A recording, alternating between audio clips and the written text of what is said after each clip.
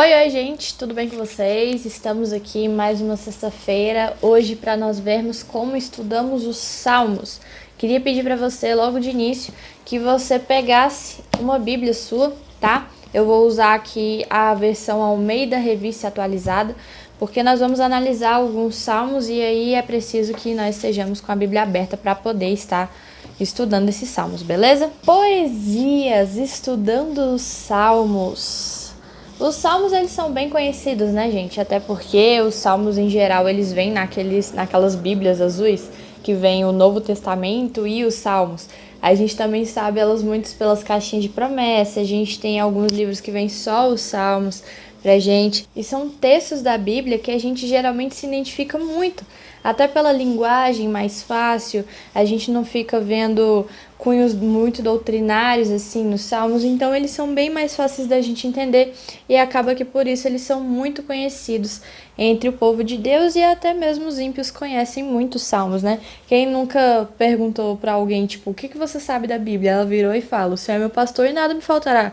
É o quê? Um salmo. O outro, aquele que habita no esconderijo do Altíssimo, a sombra do Onipotente descansará. Direi do Senhor, Ele é o meu Deus e a minha fortaleza. O Salmo 91, todo mundo conhece. Então, assim, muitos dos textos mais conhecidos da Bíblia estão dentro do livro de Salmos. Então, é muito importante a gente também compreender como estudar eles para que a gente possa ter uma compreensão do todo, daquilo que ele foi destinado. Por isso que ele está escrito aqui, o propósito do livro de Salmos para nós.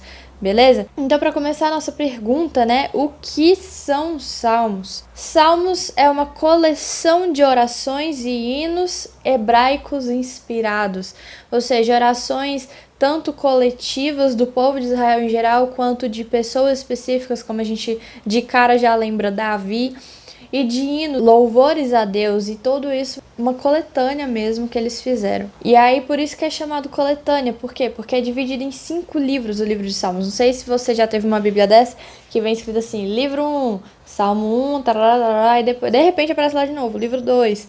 E a primeira vez que eu me deparei com isso, eu fiquei bem... Tá, o que é isso? Mas aí hoje a gente vai ver isso aqui também. Então é dividido em 5 livros. Dentro do livro de Salmos há uma divisão de 5 livros. Por isso que é dito que é uma coleção de orações e hinos hebraicos inspirados, tá? Vocês podem estar dando uma olhadinha aí nessa tabelinha que eu coloquei para vocês verem até onde que vai cada livro. E essas orações e hinos, elas são dirigidos a Deus ou expressam verdades acerca de Deus em cântico. E aí que entra uma questão.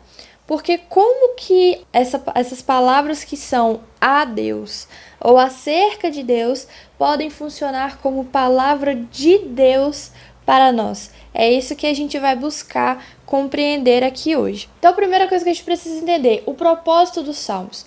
Primeiro, ele nos ajuda a nos expressar diante de Deus. Foi aquilo que eu gravei até no TikTok ontem.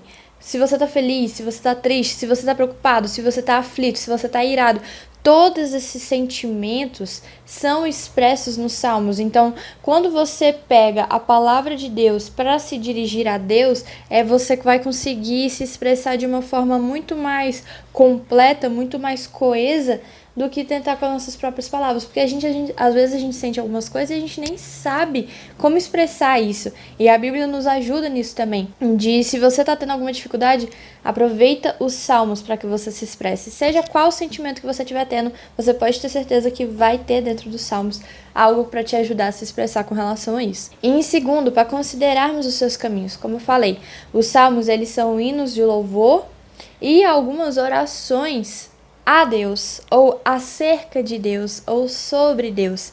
Então, toda vez que nós vemos um salmo, vemos assim a misericórdia, a graça, a obra salvífica do Senhor sendo expressa em louvor ali, a gente consegue considerar permanecer no caminho do Senhor. Então, para começar, algumas observações exegéticas. Se você não lembra o que é observação exegética, dá uma olhada lá na primeira aula que a gente viu, tá? Então, a primeira observação exegética, elas são um tipo distinto de literatura. O que isso quer dizer? É uma literatura propriamente israelita.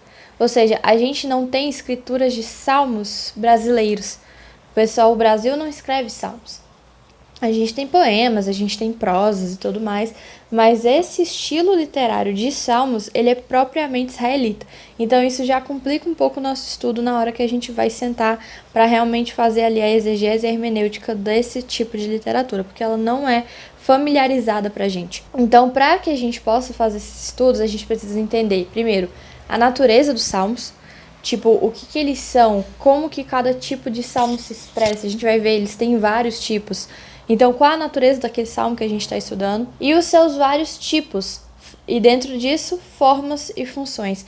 Cada tipo de salmo, cada variedade, cada natureza de cada um dos salmos, ela vai ter uma forma de ser escrita e vai ter uma função específica. Então, a gente precisa, para entender, primeiro, o que ele era lá e antigamente, então, primeiro eu preciso entender qual é a natureza daquele salmo, qual é o tipo, como que ele se apresenta e qual foi a função para a qual ele foi escrito. E aí, a gente já viu os salmos como uma literatura e nós também temos salmos como poesia. Primeira coisa, a poesia naquela época ela era altamente valorizada. O salmista, o poeta naquela época, ele era superestimado pelo povo, pela população e tudo mais. Então, esse tipo de literatura em Israel era extremamente valorizado. Em segundo, ele permite uma fácil memorização, ou seja, talvez ficasse difícil para você lembrar de uma lei que está lá no Pentateuco de Moisés, mas aí você lembra de um salmo que está levando você àquela lei, lembrando, então o povo facilmente conseguia lembrar aquilo que estava escrito nas leis. Então as poesias ajudavam muito eles com isso, com a questão da memorização. E em terceiro, tinha uma linguagem coloquial, ou seja, uma linguagem comum, uma linguagem acessível, uma linguagem fácil. Então não importava qual fosse o nível de estudo que você tivesse, você ia conseguir entender os salmos. Isso acontece com a gente hoje, né? Então, para começar, eles não são simples poesias, eles são poesias musicais, que são dirigidas à mente através do coração. O que isso quer dizer? Que ele é intencionalmente emotivo.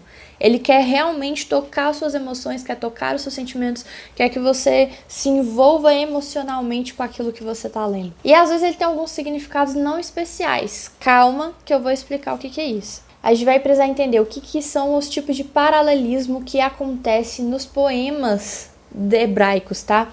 E são 3 os tipos. Temos o paralelismo sinonímico, antitético e sintético. O que são esses 3? O sinonímico a gente tem quando a linha subsequente ela repete ou reforça o sentido da primeira linha. Então, por exemplo, a gente tem ali 2 versículos seguidos. Naquela época eles não eram divididos em versículos, então por isso que a gente fala linha mesmo. Mas hoje a gente está dividido em 2 linhas. A gente tem a primeira e vem logo depois dela. E aí, como é que acontece? Ele declara algo na primeira e na segunda linha ele não está dando um novo significado. Não é uma frase como fim em si mesma, mas ela vai estar reforçando ou repetindo a informação que está na primeira. Um exemplo disso está aqui, ó, esse versículo. Os céus declaram a glória de Deus, o firmamento proclama a obra das suas mãos. Parou. É uma frase. E aí, em segundo, a segunda linha que vem logo depois dela está dizendo: um dia fala disso a outro dia, uma noite o revela a outra noite. O que os dois estão falando? Que toda a natureza converge para a glória de Deus.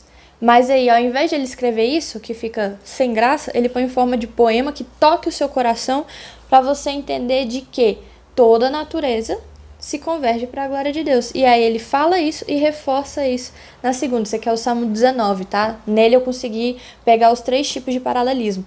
O paralelismo antitético, ele é diferente do sinonímico, porque o sinonímico ele repete ou reforça a informação, o antitético ele contrasta o pensamento da primeira linha, ou seja, ele reforça a primeira pelo contraste, aquela coisa, ele mostra o que é e mostra o que não é, e aí você consegue, por esse contraste, associar realmente a informação.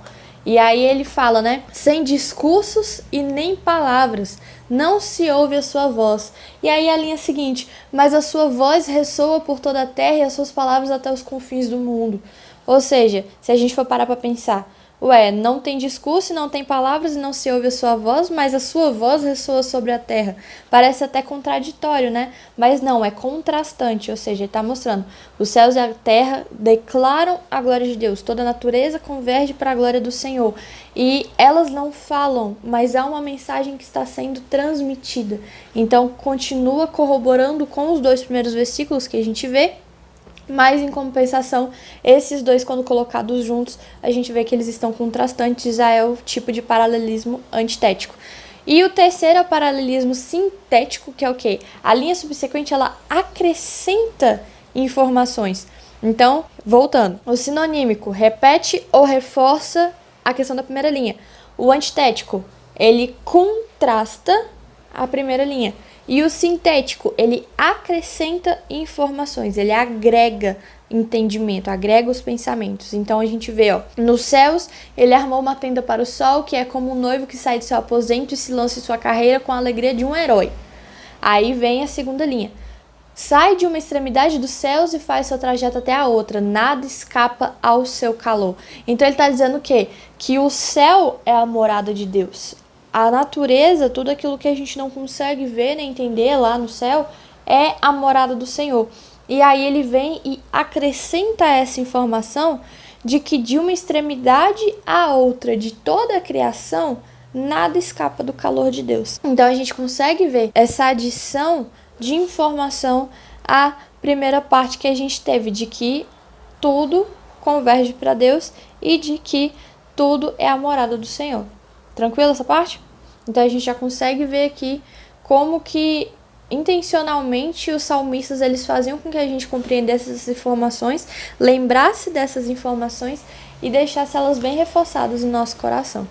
Os salmos como poesia, só um detalhe aqui, que o principal tipo de paralelismo que a gente encontra nos salmos é o sinonímico, tá? Eu coloquei os outros dois porque a gente vai precisar lembrar deles quando a gente for ver lá as profecias, tá? Lembrem bem dessa informação. Se quiser, pode tirar um print lá daquele slide. Os salmos como poesia. O vocabulário é propositalmente metafórico. E o que é metáfora, né? É uma figura de linguagem em que há transferência de significado. Por exemplo, dar asas à imaginação. Primeiro, imaginação não é algo palpável. Então, dar asas para a imaginação, ele tá falando o quê? Voa, cara, é o que o pessoal coloca, né? Voa, moleque. Então a gente entende o significado, mas se a gente colocar fora do sentido subjetivo, fora do sentido ilusório mesmo, a gente não faz sentido nenhum. Então, essa aqui é a metáfora. E aí a gente vê. É extremamente importante que você aprenda a escutar as metáforas e compreender o que elas significam. Lembra que eu falei para vocês na última aula sobre as narrativas?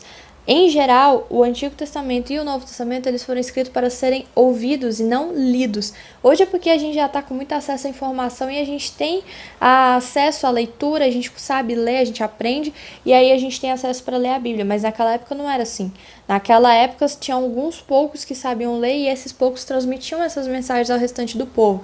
Então, a gente precisa escutar essas metáforas, entender o que elas significam para que a gente possa aplicar para a gente da forma correta. E aí, por exemplo, algumas metáforas, né, que estão nos Salmos. Os montes saltam como carneiros. O monte não tem como saltar, gente, ainda mais como um carneiro. E aí, por que ele falou isso? Ele tá falando o quê? A terra está cheia de alegria. Porque no contexto desse salmo, eles estavam falando sobre quando Deus tirou o povo de dentro do Egito, levou eles para fora, para a terra prometida. Então eles falaram, os montes saltam como carneiros. É o que? Toda a terra está tremendo de alegria, está pulando e exultando porque nós somos libertos. O outro, os inimigos soltam espadas de seus lábios. O que ele está falando? Que o povo está cuspindo espada da boca? Não. Ele está falando o quê? Que as línguas deles são afiadas, ou seja, elas cortam, elas machucam, elas são ruins. Então é esse o significado, o sentido, né, dessa metáfora nesses salmos. E a gente ainda tem, né, Deus sendo visto como fortaleza, como escudo, como rocha. Quer dizer que Deus é uma pedra? Quer dizer que Deus é um muro? Quer dizer que Deus é uma armadura? Não, ele está trazendo metáforas, ou seja, ele está dando uma comparação de forma que a gente possa entender. Ou seja, dizer que Deus é nossa fortaleza é o quê? Que a gente encontra nele refúgio, que ele é nosso escudo, que os inimigos não nos atingem porque Deus está conosco, que Deus é a rocha porque ele é firme, porque ele é duro, ele não se deixa esvainecer e não há nada que vai fazer ele mudar sua opinião ou ideia. Então a gente consegue ver isso através dos salmos com essas metáforas. Então ela é propositalmente metáfora, tipo, não foi sem querer, é proposital, tá? E aí, na questão de escutar, como é que a gente faz? A gente tem que traduzir essa linguagem simbólica para a realidade que está em foco. Foi a questão que eu falei, dos montes saltam como carneiros. Fora de contexto eu posso falar qualquer coisa sobre isso, mas entendendo a realidade do que eles estavam falando, principalmente que está escrito lá no livro de Êxodo, a gente consegue compreender o porquê que ele usou essa linguagem de dizer que os montes saltam como carneiros, tranquilo? E aí a gente tem que fazer isso com todos os salmos. E aí ainda tem esse salmo aqui que fala: purifica-me com hisopo e ficarei puro, lava-me e mais branco do que a neve serei, faze-me ouvir de novo júbilo e alegria, e os ossos que esmagaste exultarão. Isso é um salmo de Davi, tá? Foi quando Davi pecou com Batseba e ele vai pedir perdão a Deus. E aí, por que é essa planta aí? Para quem não conhece, essa planta é o hisopo, que ele fala que tem várias partes da Bíblia. Esse hisopo, ele era usado pro seguinte: ele é uma planta que ele absorve muito rápido o líquido da água que ele tá. Então, o que eles faziam? Eles faziam raminhos desse hisopo e usavam para aspergir as coisas. Então, quando a gente vê lá, pega o ramo de hisopo e asperge sangue nos umbrais das portas. Era por causa disso, porque ele conseguia absorver essa água e aí ele conseguia transferir. Era tipo um algodãozinho, sabe? E aí ele fala assim: purifica-me com hisopo e ficarei puro. O que ele está dizendo? Me limpa e lava-me mais branco do que a neve serei. Isso está querendo dizer que Davi ia ficar pálido? Ele estava sujo, estava precisando de um banho? Não, ele está se referindo à alma dele. E aí ele usa essa metáfora, que era algo conhecido na época da questão do hisopo, para poder falar sobre o pecado dele e mostrar como a tristeza dele, o arrependimento estavam se demonstrando perante Deus. E aí ele ainda vem e fala assim: os ossos que esmagaste exultarão. É o que? Deus quebrou as pernas de Davi? Não. Ele está falando o quê? Que o pecado dele esmagou os ossos dele, ou seja, ele sentiu uma dor tão profunda que parecia que pegava até os ossos dele.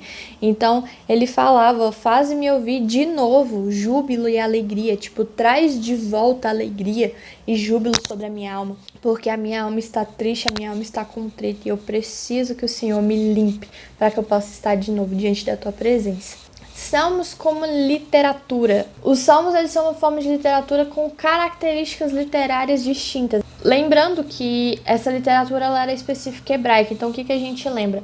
Que os israelitas em geral eles estavam todos familiarizados com esses tipos de literatura. Lembra que eu falei que tem vários tipos de salmos? Então, por exemplo, Jesus conhecia esses tipos de salmos, os discípulos conheciam esses tipos de salmos, os profetas do Antigo Testamento conheciam, os judeus, os israelitas em geral conheciam esse tipo de salmos, eles estavam familiarizados com eles. E eles não são usuais na nossa cultura, então toda vez que a gente lê os salmos, que a gente estuda os salmos, a gente precisa se perguntar: que tipo de salmo eu estou lendo? Por quê? Porque a gente precisa entender qual a função, qual o propósito daquele salmo. Então, entendendo as estruturas desses salmos, eles nos ajudam a reconhecer alguns elementos que são específicos de cada tipo de salmos, e reconhecendo esses elementos a gente consegue aguçar a nossa compreensão e também a apreciação desses salmos, uma forma da gente aplicar eles nas nossas vidas. A gente precisa entender para que a gente possa aplicar. Como eu falei, cada tipo de salmo ele tem um propósito e tem uma função específica, tá? Então, cada tipo de salmo, seja qual for o tipo dele, a gente ainda vai passar aqui nos tipos de salmos, ele tem um propósito e ele tem uma função. Então, se eu usar um determinado tipo de salmo para uma função errada, uma função que não é a que ele está oferecendo, a probabilidade de eu cair num erro é altíssima, porque eu tenho que partir daquilo para qual ele foi escrito para que eu possa aplicar ele na minha vida. Um outro detalhe é que os salmistas usaram alguns padrões que particularizavam os salmos. O exemplo dele é o acróstico. O que é o acróstico?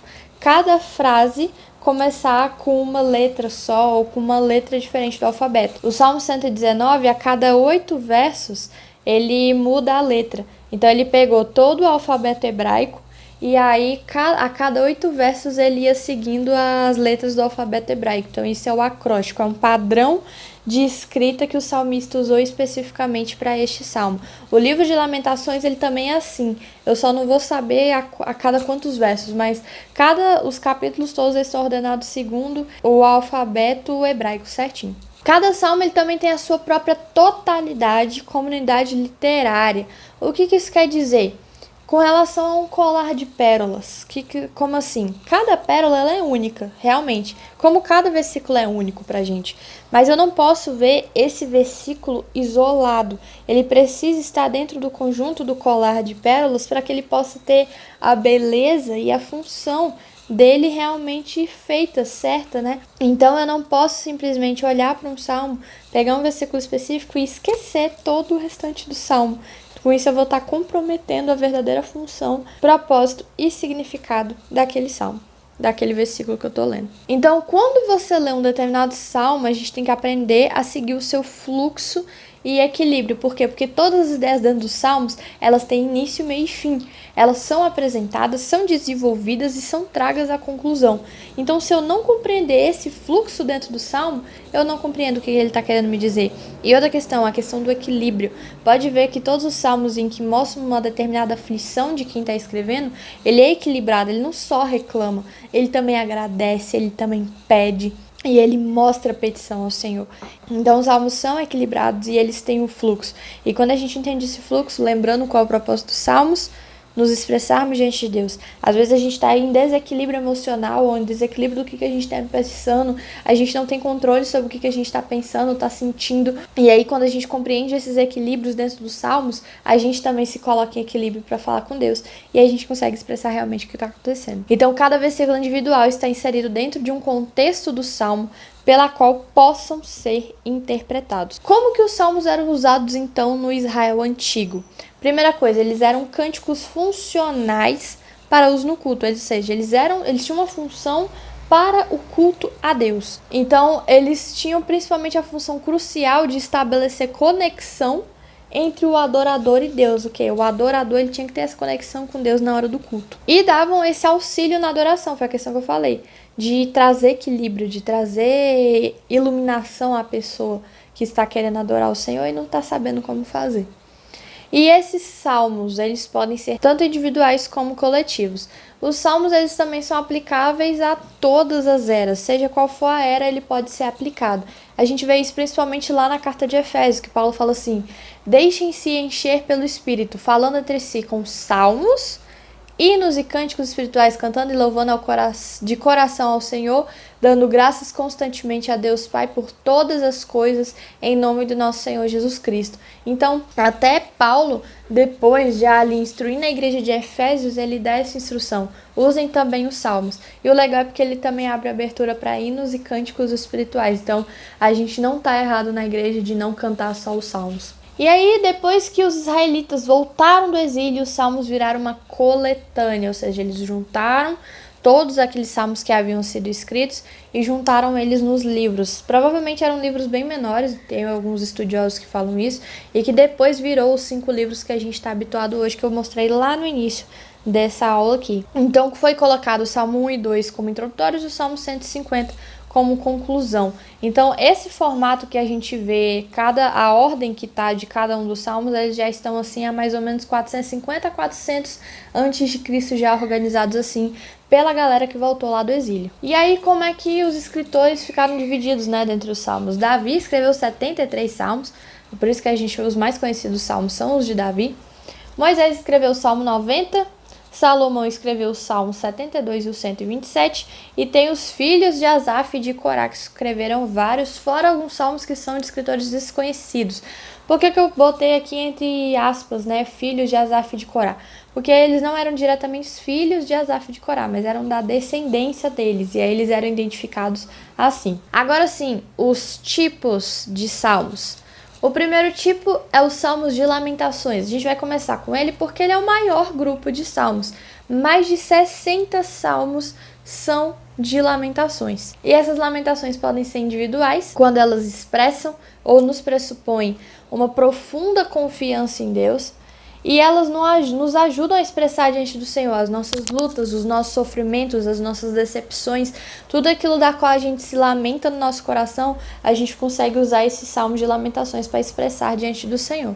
E temos também as lamentações coletivas, que elas têm a mesma função das lamentações individuais, mas elas são feitas, no caso agora, por um grupo de pessoas e não por uma única pessoa. Essas lamentações, elas com frequência, elas foram escritas no tempo difícil para Israel. Então, quando eles se juntavam para lamentar diante do Senhor, eles usavam esses salmos para que todos pudessem sentir e estar entronizados como um só homem diante de Deus, expressando a Deus a lamentação que eles estavam tendo. Temos os salmos de ações de graças.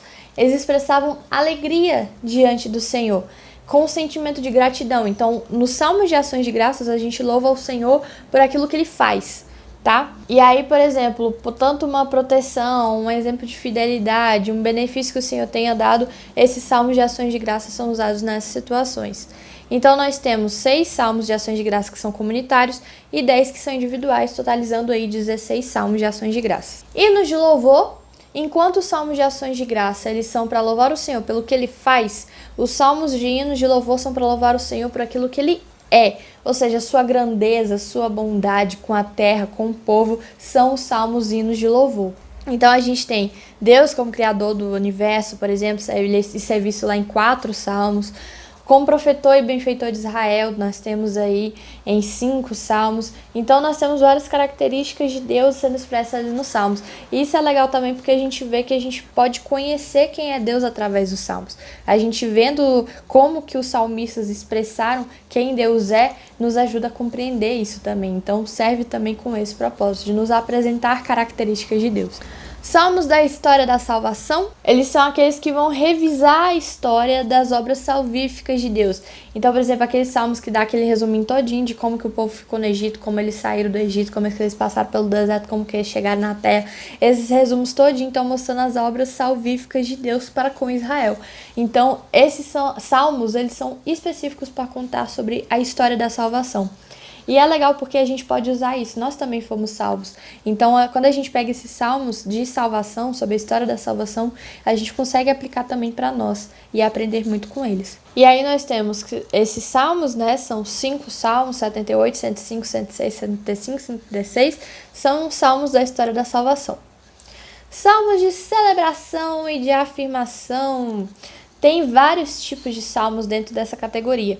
São eles os salmos de liturgia de renovação da aliança, ou seja, é quando ele mostra como que o povo se juntava para renovar a aliança de Deus, eles recapitulavam tudo aquilo que estava na aliança, lembrando que muitas gerações foram passando, e uma questão que está lá na lei de Moisés é que eles deveriam passar a lei para os seus filhos. Então, essas liturgias elas acabaram ficando muitas nos salmos. Lembra que eu falei? Os salmos ajudam na memorização.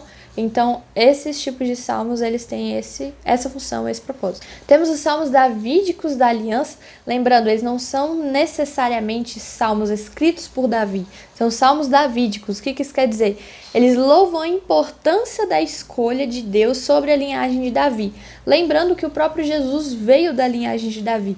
Então, acho que dá para dar aquela ligação do porquê que existem esses salmos davídicos, o porquê que tem salmos que louvam a linhagem de Davi. Temos os salmos reais. O que são? São aqueles que falam da estabilidade e da proteção de Israel através da monarquia. Quando eles falam dos reis de Israel, esses são chamados os salmos reais. E temos os salmos de entronização. Esses salmos de entronização, eles podem entronizar tanto o rei, ou fazer como uma metáfora para o Senhor. Então, eles tanto falavam do rei, como falavam do Senhor. Há uma coisa muito importante que eu já entendi, que toda pessoa que está em posição de autoridade, ela mostra uma forma como Cristo deve ser apresentado. Por exemplo, um pai de família, ele tem que exercer a autoridade dele com zelo, porque ele está mostrando Deus como pai. Um pastor de uma igreja está mostrando Deus como pastor. Então, o marido está mostrando Deus como o salvador, como protetor da sua noiva, que é a igreja. Então, toda pessoa que ela está numa posição de autoridade, ela mostra uma forma como o Senhor é apresentado. Então, esses salmos de entronização, quando eles entronizavam o rei, eles podiam ser tanto para falar do rei como a posição de autoridade, como do próprio Senhor em forma de metáfora. E temos os cânticos de Sião ou cânticos de Jerusalém. Por que é importante termos uma categoria dentro dos salmos de celebração e afirmação para Jerusalém? Primeira coisa, Jerusalém era a principal cidade de Israel, porque lá Davi estabeleceu o seu reino. Então nós temos que ele não só estabeleceu seu reinado, mas o templo do Senhor foi construído. Então a centralização do culto em Israel naquela época era toda para Jerusalém. Tanto que lembra as festas que eles tinham que fazer 3 vezes ao ano, eles tinham que sair de qualquer lugar que eles estivessem e ir para Jerusalém. No norte, leste e oeste, eles tinham que ir para o sul, que era onde ficava Jerusalém. Então, eles exaltavam essa cidade, eles colocavam salmos sobre essa cidade.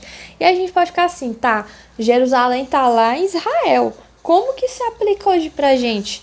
Simples, quando a gente olha lá no livro de Apocalipse, a gente vê que ele faz referências à Nova Jerusalém, que são o quê? O novo céu que desce para a terra. Então, esses salmos, eles continuam sendo úteis para nós. Mesmo que não se apliquem ao nosso tempo, não se apliquem à nossa cultura, eles são úteis para nós quando nós pensamos numa forma espiritual, como eles estão se referindo. Não a Jerusalém só daquele tempo, mas a Jerusalém, a Nova Jerusalém para a qual nós iremos, tá? Salmos de sabedoria. São aqueles salmos que se louvam os méritos da sabedoria e de uma vida sábia. Você quer saber se vale a pena viver uma vida sábia? Leia os salmos de sabedoria. E se eles foram lidos em conjunto com o livro de Provérbios, é uma leitura fantástica. Inclusive, a nossa próxima aula vai ser explicitamente sobre o livro de Provérbios, viu? Cânticos de confiança são salmos de confiança. Eles centralizam sua atenção em que podemos confiar em Deus mesmo em tempos de desesperos. Eles são propriamente para nos chamar a atenção a confiar ao Senhor. Então, quando nós estamos desesperados, principalmente, a gente precisa de alguma forma dar aquele respirar mesmo para falar: Senhor, a minha confiança está em Ti. Nós temos esses salmos de confiança. E por fim, os salmos imprecatórios. Esse aqui eu precisei dar uma atenção um pouquinho especial. Por quê? Porque os salmos nos ajudam a expressar todos os nossos sentimentos, inclusive a ira. Muitas vezes a gente, quando está irado, a gente não fala essa parte para Deus, porque a gente fala assim, é pecado, como é que eu vou falar isso para Deus? Mas os salmos também contêm salmos que mostram a ira. E assim a gente consegue expressar esse sentimento também para o Senhor. Eles nos guiam e canalizam a nossa ira. Ou seja, ele não só nos ajuda a expressar para Deus, mas ele também nos ajuda a exercer um controle, um equilíbrio sobre esse sentimento. Então a gente consegue falar isso para Deus ou através de Deus verbalmente, em vez da gente precisar fazer isso física ou verbalmente com outra pessoa. Então quando você estiver irado, antes de você querer agredir alguém, seja com palavras ou seja no murro mesmo, ore esses salmos imprecatórios, eles podem ser de grande valia para você canalizar esse seu sentimento. E aí com isso a gente vê um salmo imprecatório que tá lá: cada um mente ao seu próximo, seus lábios bajuladores falam com segundas intenções. Que o Senhor corte todos os lábios bajuladores e toda língua arrogante. Gente, eu não sei vocês, mas quando eu li esse tipo de salmo, eu falava: meu Deus, o cara tá pedindo para Deus cortar a boca dos outros. Lá no Salmo 12, verso 2 e 3. Mas não, ele tá mostrando para o Senhor a ira que ele está sentindo naquele momento pela falsidade do povo, de algumas pessoas, pela bajulação deles contra si. Então ele fica tão indignado com esse povo arrogante, com esse povo bajulador, com esse povo falso, que ele chega a pedir para Deus que o Senhor corte os lábios dele e corte toda a língua arrogante. Então ele canaliza a ira dele ali para falar para Deus, fala: Senhor, resolve isso porque está me indignando. Então é bem legal a gente perceber esse tipo de coisa aqui. Quando a gente entrega esses nossos sentimentos a Deus, a gente consegue cumprir a sua palavra. Por exemplo, lá em Efésios está dizendo: quando vocês ficarem irados, não pequem, apaziguem a sua ira antes que o sol se ponha e não deem lugar ao diabo. Então, quando a gente vê esse tipo de ordenança para nós, a gente pode ficar assim: pô, mas a ira é um sentimento tão forte, como é que eu vou fazer para poder canalizar ela? Usando os salmos imprecatórios. Então a gente consegue cumprir essa palavra. E é uma coisa bem legal que a gente percebe, porque muitas vezes a gente vê várias ordenanças do Senhor para nós, que pra gente é tipo assim, cara, isso é impossível de cumprir. Mas Deus, ele não simplesmente dá ordem, ele nos dá meio para cumprir essas ordens. E aí, vendo esses salmos imprecatórios, essa é uma ordem que a gente consegue dar um jeito de cumprir, né? Se a gente quiser. Então, como eu já falei, nos ajudam a não nutrir esses sentimentos, né? E aí a gente consegue cumprir a palavra de Deus, de quê? De não manter a ira até o sol se pôr, ou seja, não vira a noite com isso, né? E aí alguns exemplos exegéticos, e agora que eu preciso que você pegue sua Bíblia. Abra lá comigo no Salmo 3. Abriu? Então vamos lá. O Salmo 3, ele é um salmo de lamentação. A gente vai analisar 2 salmos aqui, porque são os 2 salmos que mais tem no livro de Salmos, são os de lamentações e os de ações de graça. E como exemplo, a gente vai pegar aqui o Salmo 3. Então, os elementos de um salmo de lamentação. Primeira coisa, ele tem um destinatário. Lá no verso 1, ele já começa falando assim, Senhor. Então, quando ele começa esse salmo assim, ele tá falando o quê? Pra quem é esse salmo? E lá no verso 7 a gente vê isso também de novo, que ele fala, levanta-te, Senhor, salva-me, Deus meu. Então ele também tá mostrando pra quem que tá sendo destinado esse salmo. Em segundo, a queixa. Ela identifica qual o problema e por que a ajuda do Senhor está sendo procurado. E aí a gente vem aqui, ó, no versículo 1. Senhor, como tem crescido o número dos meus adversários? São numerosos que se levantam contra mim. Então, nesse versículo, a gente consegue ver por que ele está lamentando ao Senhor. Qual é a queixa dele? Por quê? Porque tem crescido o número dos adversários e muitos têm se levantado contra ele. 3. Confiança. É o terceiro elemento. Porque ele demonstra a certeza de se obter uma resposta do Senhor à queixa que está sendo apresentada. Nem sempre vai ser feito como nós desejamos, mas Davi, aqui esse salmo de Davi, ele mostra, então recapitulando, para quem é o salmo, para quem que ele está lamentando, por que ele está lamentando, ou seja, qual é o problema, e ele demonstra ao mesmo tempo que ele tem confiança de que Deus vai responder ele não vai ficar no vácuo nisso aqui. E a gente vê isso no versículo 3 ao versículo 6, que ele fala assim, porém, tu, Senhor, és o meu escudo, és a minha glória e o que exaltas a minha cabeça. Com a minha voz clamo ao Senhor e ele do seu santo monte me responde. Deito-me e pego no sono e acordo, porque o Senhor me sustenta.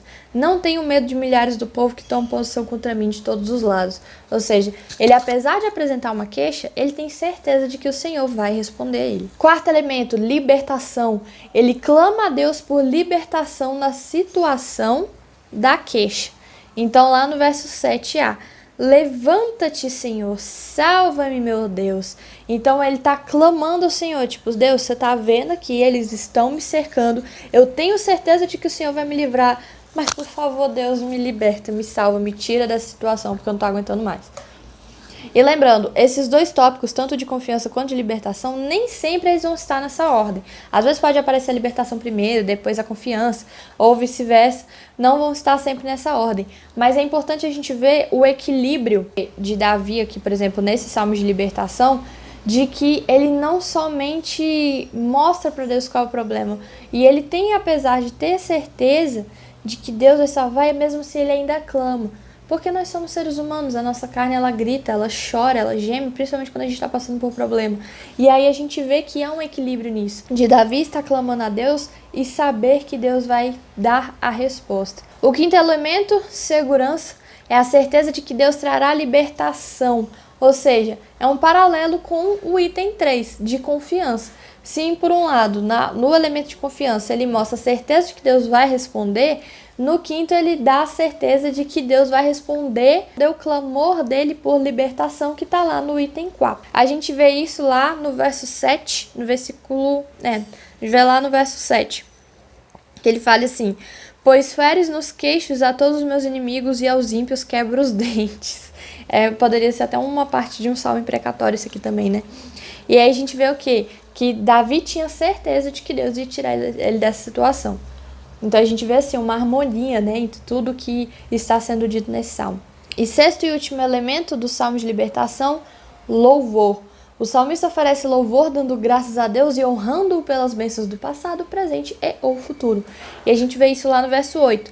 Do Senhor é a salvação e sobre o teu povo a tua bênção.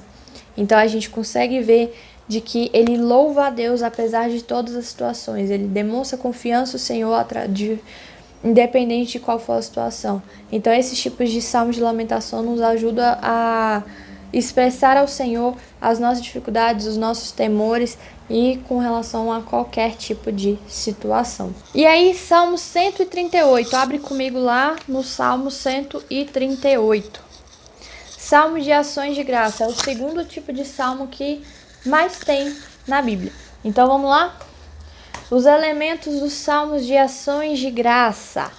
Primeiro, introdução. ele expressa a intenção do porquê que ele está louvando a Deus. E aí a gente vê isso lá no verso 1 e 2, que ele fala assim: render-te-ei graças, Senhor, de todo o meu coração, na presença dos poderosos te cantarei louvores. Prostrar-me-ei para o teu santo templo e louvarei o teu nome por causa da tua misericórdia e da tua verdade, pois magnificaste acima de tudo o teu nome e a tua palavra. Então, por que Davi, é um outro salmo de Davi, por que Davi está louvando a Deus nesse salmo? Por causa da misericórdia, por causa da verdade, porque Deus foi magnífico no seu nome e na sua palavra. Então a gente vê aqui o porquê que Davi está louvando ao Senhor neste salmo. O segundo elemento, aflição, ele mostra que nesse salmo aqui específico, ele não mostra especificamente qual é a aflição, mas ele pode tanto mostrar quanto não mostrar. Nos de Lamentações ele mostra por quê? Porque ele está lamentando por algo. Agora nos Ações de Graça ele não necessariamente vai contar pra gente por que ele está louvando o Senhor naquilo ali. Lembrando que o Salmo de Ações de Graça é gratidão por algo que Deus fez. Então a gente vai ver isso lá no verso 3, na primeira parte do versículo, que ele fala bem assim: no dia em que eu clamei, tu me acudiste. Então ele está falando que em algum momento da vida dele, em alguma situação, ele clamou ao Senhor e o Senhor acudiu ele. O Senhor trouxe ali a libertação, trouxe o consolo ali nessa situação que ele passou. Então ele mostra pra gente qual foi. O terceiro elemento é o apelo. É o que? Deus é louvado por ter graciosamente respondido à sua aflição. E a gente vê isso na segunda parte do versículo 3. E alentaste a força da minha alma, ou seja, me fortaleceu. Obrigado, Senhor, por ter respondido à minha aflição. O quarto elemento, libertação, expressa o apreço pela ajuda fiel que Deus tem nos dado. A gente vê isso no versículo 6 e 7, que ele diz assim: o Senhor é excelso, contudo atenta para os humildes. Os soberbos eles os conhece de longe. Se ando em meio à tribulação, tu me refazes a vida, estendes a mão contra a ira dos meus inimigos e a tua destra me salva. Então ele louva o Senhor, porque o Senhor, mesmo sendo grande, mesmo sendo grandioso e verdadeiro e maravilhoso, ele ainda atenta para seres como nós, seres imundos, seres sujos, seres de más intenções. E aí é legal porque ele ainda fala assim, que Deus conhece os humildes e conhece os soberbos, e Deus ele vai agindo conforme a sua presciência, conforme a sua onisciência, né? E por último, o testemunho é o último elemento do Salmo de Ações de Graça, que ele dá um testemunho quanto à graça de Deus. A gente vê isso tanto no versículo 4 quanto no versículo 5 e no versículo 8. E ele fala assim: render-te-ão graças ao Senhor todos os reis da terra, quando ouvires as palavras da tua boca, e cantarão os caminhos do Senhor, pois grande é a glória do Senhor. E no versículo 8, o que a mim me concerne, o Senhor levará a bom termo. A tua misericórdia, Senhor, dura para sempre. Não desampares as obras das tuas mãos. Então a gente vê Davi ali testemunhando de que todo o povo, todos os reis da terra, mesmo os homens de maiores honras da terra, honrariam ao Senhor, porque Deus, ele é grande em glória. E aí no 8 a gente vê ele falando: a tua misericórdia dura para sempre. Então a gente vê Davi testemunhando de que ele provou dessa misericórdia de Deus, não é o que ele está simplesmente falando, ele viveu, ele presenciou a manifestação da misericórdia de Deus sobre a vida dele. E aí o nosso peixinho hermenêutico, eu lembrei o nome dele, é Marlim, o nosso Marlim da hermenêutica. Vamos começar aqui vendo os benefícios dos salmos. Eles podem servir como orientação à adoração, ou seja, se você não sabe como adorar a Deus, usa os salmos, eles vão te ajudar. Por quê? Porque um salmo, ele é uma preservação literária, ou seja, é uma literatura que ela foi preservada ao longo de muitos e muitos anos, e ela foi composta com muito cuidado para palavras que visam ser faladas. Ou seja, os salmos não é aquela que você aprende, é aquilo que você repete. Foi o que eu falei, se você tem algum sentimento, você não sabe como expressar, você usa os salmos e repete ele para Deus. Então essas palavras tinham justamente esse intuito, de serem repetidas ao Senhor, ser faladas por nós. O segundo benefício, eles nos demonstram como podemos ter um relacionamento honesto com Deus. Por quê? Porque aí nós somos honestos com as nossas emoções. Por exemplo, às vezes você tá irado e você quer disfarçar na cabeça achando que tá pecando, e aí se você pegar uns salmos dos imprecatórios que a gente viu, você é honesto de que, não, realmente eu tô indignado com isso aqui, mas falar isso pra Deus. Muitas das vezes a gente limita nosso relacionamento com Deus porque a gente não tem coragem de expressar tudo aquilo que a gente está sentindo. E um benefício dos salmos é justamente esse, nos ajudar a expressar realmente o que a gente está sentindo diante de Deus. E o terceiro benefício, eles demonstram a importância da reflexão e a meditação sobre o que Deus fez por nós. Ou seja, você refletir, você meditar em tudo o que está acontecendo, na salvação que Deus deu a você. É importante para que você sempre tenha em mente essa situação. Por exemplo, tem um salmo que fala: medito na lei do Senhor de dia e de noite para não pecar contra ti. Ou seja, por que muitas vezes a gente perde a alegria da salvação? Porque a gente não está sempre lembrando e meditando de quem nós éramos e o que Deus fez por nós. Então esses salmos nos ajudam com isso também, a manter na nossa memória o meditar do que foi a salvação de Deus sobre as nossas vidas. Lembra dessa pergunta que eu fiz lá no início? Como essas palavras faladas a Deus funcionam como a palavra de Deus para nós? A resposta para essa pergunta vem agora. Como oportunidade de falar a Deus com palavras que Ele inspirou outras pessoas a falar a Ele em tempos passados. Lembra, nós temos duas etapas de estudo. Primeiro, compreender o que eram lá e antigamente e depois transformar elas como aplicáveis para o aqui e atualmente. Então, como que a gente vê os salmos como palavra de Deus para nós também, não somente palavras para Deus? Ele inspirou o lá e antigamente para que fossem aplicados a nós aqui e atualmente. Então, essa é a resposta, como que as palavras faladas a Deus podem funcionar como palavras de Deus para nós. E apesar disso, muitos salmos eles falam sobre libertações, sobre essas coisas assim, mas elas não nos garantem uma vida agradável. O que isso quer dizer? Eu não posso pegar os salmos para dizer assim: Deus vai me fazer viver livre de problema. Não. Jesus nos disse: na vida tereis aflição. Então a gente não pode simplesmente anular essa palavra de Deus porque ela é menos agradável, se a gente colocar assim, usando os salmos. Então, o que a gente vê? A gente não vai ter uma vida agradável no sentido de que nós vamos ser livres de problema. Mas uma coisa que a gente pode ter certeza é que Deus, Ele sempre nos livra das aflições. E nem sempre é nos tirando da situação, mas trazendo uma paz no coração, trazendo uma tranquilidade, nos ajudando a passar por aquela situação. E um detalhe que a gente deve ter muito mais em pauta aqui do que este, é que independente se Deus trouxer a libertação ou não, Ele é digno de todo louvor, de toda glória e de toda adoração. Independente, porque o nosso louvor a Deus não depende simplesmente do que Ele faz, mas também daquilo que Ele é. Amém? Então é isso, gente. Eu espero que esse vídeo tenha ajudado você a poder estudar os salmos, compreender o que eles são e fazer um uso correto deles. Qualquer pergunta pode me procurar no direct do Instagram ou pode botar aqui nos comentários. Então é isso, um beijo e fiquem com Deus.